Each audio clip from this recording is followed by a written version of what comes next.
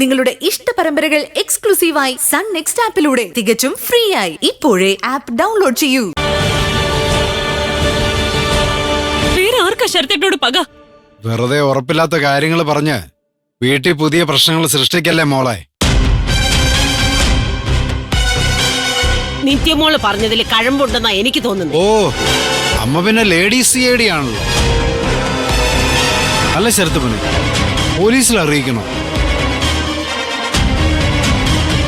അയ്യോ, ഇല്ലെങ്കിൽ വേണ്ട, വാദി പ്രതിയാവും. ഒരു കൊച്ചൻ ചോര ഒലിപ്പിച്ച് നിൽക്കുമ്പോഴാണോ മനോഹര നീ ഇത്രയും വർത്തമാനം പറയുന്നേ? അയ്യോ, മറ്റു ചിലരെ പോലെ അച്ഛനും ചിലപ്പോ സന്തോഷം കാണും. ശരത്തിന്റെ പോലീസും കോടതിയൊക്കെ ശരത്ത് തന്നെ അച്ഛാ.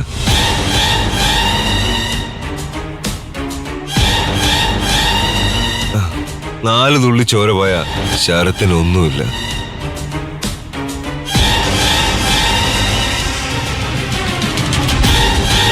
നിത്യ, കുറച്ച് ഐസ് ക്യൂബ് മുറിയിലേക്ക് കൊണ്ടുപോ.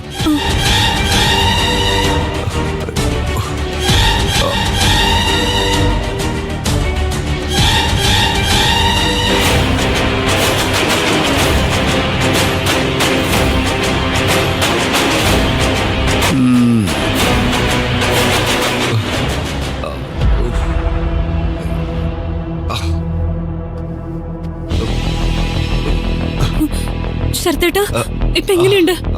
വേദന കുറവുണ്ടോ? വേദനയല്ല, മൊത്തത്തിലൊരു മരവിപ്പ. തല മുഴുവനും ഇളകിയിട്ടുണ്ടെന്നാ തോന്നുന്നു. സാരമില്ല, ഞാൻ ഈ ഐസ് പാക്ക് വെച്ചുതരാം.